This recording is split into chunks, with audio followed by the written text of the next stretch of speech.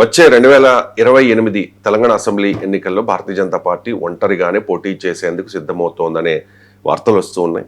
Professor గారు, చాలా రాష్ట్రాల్లో మనం చూస్తూ ఉంటాం భారతీయ జనతా పార్టీ ప్రాంతీయ పార్టీలతో పొత్తు పెట్టుకుంటుంది, పొత్తు పెట్టుకుని గెలుస్తూ ఉంటుంది కూడా. ఇక ఆంధ్రప్రదేశ్ విషయానికి వస్తే టీడీపీ అండ్ జనసేన పార్టీలతో పొత్తులో ఉంది భారతీయ జనతా పార్టీ.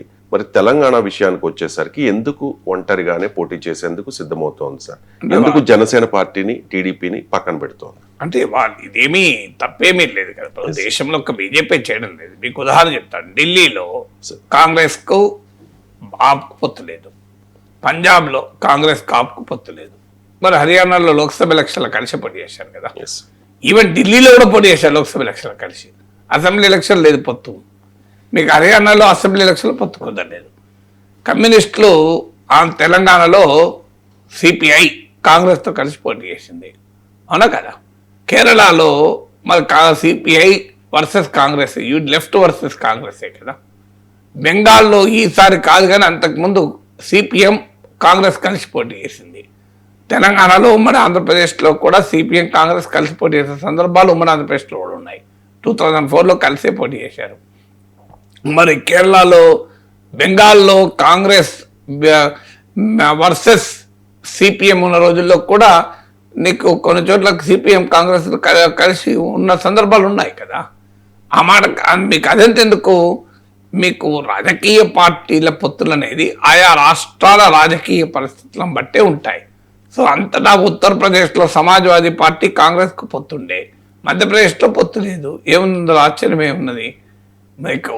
అందువల్ల ఒక్కొక్క రాష్ట్రంలో ఒక్కొక్క తరహా పొత్తు ఉండవచ్చు, అదేం నేరం కాదు. ఇప్పుడు హైదరాబాద్లో కాంగ్రెస్ ఎంఐఎం మధ్య అవగాహన ఉంది, కానీ మన జూబ్లీ బై ఎలక్షన్ కూడా ఎంఐఎం కాంగ్రెస్ మద్దతు ఇచ్చింది. అసలు దేశంలో ఎంఐఎం దగ్గర కూడా రాణిస్తలేదు కాంగ్రెస్, ఇండియా కూటమి కూడా రాణిస్తలేదు.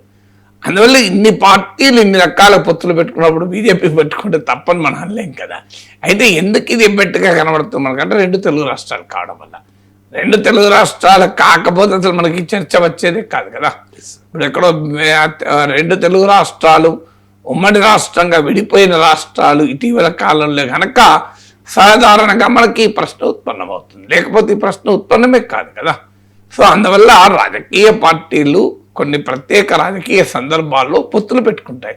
తెలుగు జాతి సమైక్యత కొరకు పుట్టిన టీడీపీ తెలుగు రాష్ట్ర జాతిని 2గా విభజించమని చెప్పిన టీఆర్ఎస్తో పొత్తు పెట్టుకోలేదు 2009లో. మరి ఎట్లా పెట్టుకున్నారు? తెలుగు జాతి టీఆర్ఎస్తో పొత్తు పెట్టుకోవడానికి ప్రత్యేకంగా ఎర్రనాయుడు కమిటీ వేసి తెలంగాణకు మేము అనుకూలం లేఖ కూడా ఇచ్చారు కదా. కేవలం టీఆర్ఎస్తో పొత్తు పెట్టుకోవడానికి వేరేది ఏముంది రీజన్ అప్పుడు. అందువల్ల రాజకీయ పార్టీల పొత్తులు అనేక ఫ్యాక్టర్స్ పైన ఉంటుంది.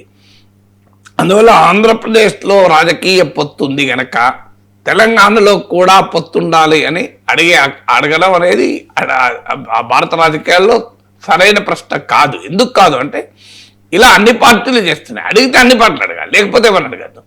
ఇక తెలంగాణలో ఎందుకు పొత్తు పెట్టుకోవాలంటే అందరికీ తెలుసు. ఎందుకంటే తెలంగాణ వాదమే, తెలంగాణ అస్తిత్వమే ఇప్పటికీ తెలంగాణ రాజకీయాలు శాసిస్తోంది. భారతీయ జనతా పార్టీ అడపాదలపా చేస్తున్న పొరపాటుదే.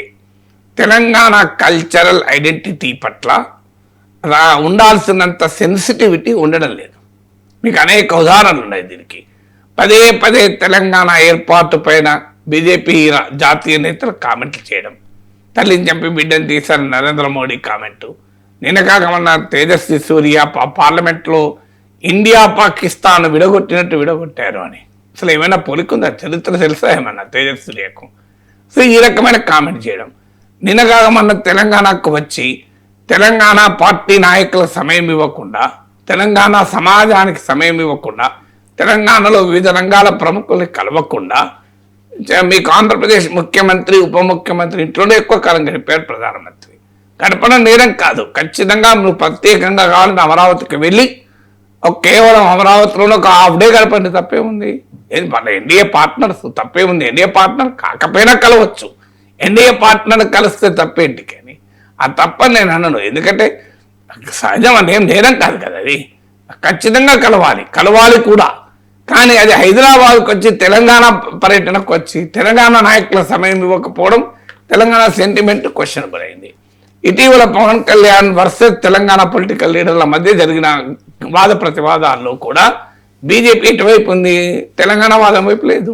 పవన్ కళ్యాణ్ పూర్తిగా సమర్థించకపోయినా తప్పేంటి అనే రీతిలో మాట్లాడింది. సో ఇవన్నీ కూడా తెలంగాణ ఐడెంటిటీకి భారతీయ జనతా పార్టీ పాలిటిక్స్కు మధ్య ఉన్న ఒక పెద్ద గ్యాప్ అది. ఈ గ్యాప్ రీత్యా కూడా మీకు బీజేపీ ప్రశ్నలు ఎదుర్కొంటోంది.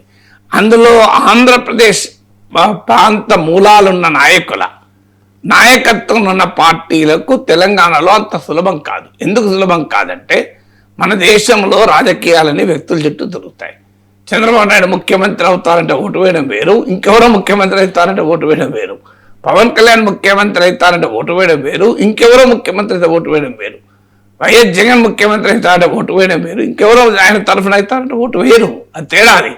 దానికి తోడు హిస్టారికల్గా తెలంగాణ ఏర్పాటులో ఉన్న మొట్టమొదటి క్వశ్చన్ ఏంటి, ఆంధ్ర ప్రాంత రాజకీయ నాయకుల ఆధిపత్యం ఉంది అనే ప్రశ్న మీదనే తెలంగాణ ఉద్యమం నడిచినప్పుడు అది ఏ రకంగా వాళ్ళు యాక్సెప్ట్ చేస్తారు. ఇప్పుడు వచ్చి మీకు 2018లో మహాకూటమికి కట్టిన తర్వాత మహాకూటమి ప్రచారంలో చంద్రబాబు నాయుడు కీలక పాత్ర పోషించిన వెంటనే దాన్ని కేసీఆర్ బ్రహ్మాండమైన ఆయుధంగా వాడుకున్నాడు కదా. ఆడుకొని కాంగ్రెస్ పార్టీకి వచ్చే అవకాశాలు కూడా లేకుండా చేశాడు కదా. సో అందువల్ల తెలంగాణ రాజకీయాల్లో ఆ సెంటిమెంటు నిర్ధారణమై ఉంటుంది. ఎప్పుడైనా మేల్కొలిపితే మళ్ళీ మేల్కొలుతుంది. So that is the fact of life కదా. ఎందుకు యాక్సెప్ట్ చేస్తాను? ఇప్పుడు మీకు తమిళ మూలాలున్న నాయకుడు వచ్చి ఆంధ్రప్రదేశ్లో నేను పార్టీ పెట్టి, మీకు స్టాలిన్ డిఎంకే పార్టీ పెట్టి ఆంధ్రప్రదేశ్లో గెలవమనండి చూస్తే ఇంపాసిబుల్. మీరు పోనీ బిజు జనతాదళ నాయకుడు నవీన్ పట్నాయక్ శ్రీకాకుళంలో, విశాఖపట్నంలో, కృష్ణా జిల్లా పోటీ గెలవమనండి, ప్రాక్టికల్గా సాధ్యం కాదు అది. అందువల్ల మీకు అలాగే ఆంధ్రకు తెలంగాణకు మధ్య అనేక విభేదాలు ఉన్నాయి. ఆ విభేదాల విషయంలో వారి ఇంట్రెస్ట్లు వేరుంటాయి, వీరి ఇంట్రెస్ట్లు వేరుంటాయి. ఆంధ్రప్రదేశ్ పాలించేటువంటి నాయకుల ఇంట్రెస్ట్లు వేరుంటాయి. ఆంధ్రప్రదేశ్లో ముఖ్యమంత్రిగా ఉన్నవారు, ముఖ్యమంత్రిగా కావాలనుకున్న వారి ఇంట్రెస్ట్లు, తెలంగాణ ఇంట్రెస్ట్లు పరస్పర విరుద్ధంగా ఉంటాయి కదా. అప్పుడు ఏమని అనుమానం వస్తుంది, తెలంగాణలో మీరు 10 సీట్లు తెచ్చుకొని మీ పొలిటికల్ ఇంట్రెస్ట్ల కొరకు, మీ ప్రాపర్టీ ఇంట్రెస్ట్ల కొరకు, మీ ఫైనాన్షియల్ ఇంట్రెస్ట్ల కొరకు, మీ రాష్ట్ర ఇంట్రెస్ట్ల కొరకు తెలంగాణ ప్రభుత్వాన్ని ఉపయోగించుకుందాం అనే ఆలోచనతో వస్తున్నారు అనే భావన తెలంగాణ సమాజంలో ఉంది. ఆ భావన వల్ల టీడీపీ జనసేనతో పొత్తు పెట్టుకుంటే అది లయబిలిటీ అని బీజేపీ భావిస్తుంది. అందుకే మీరు గమనించండి, 2014లో టీడీపీ బీజేపీ కలిసి 20 సీట్లు గెలుచుకుంది. అందులో 15 టీడీపీ గెలుచుకుంది. ఆంధ్రప్రదేశ్లో ఎన్డీఏ నుంచి టీడీపీ వెళ్ళిపోకముందే తెలంగాణలో బీజేపీ టీడీపీతో తెగరింపులు చేసుకుంది. మర్చిపోయారా మీరు?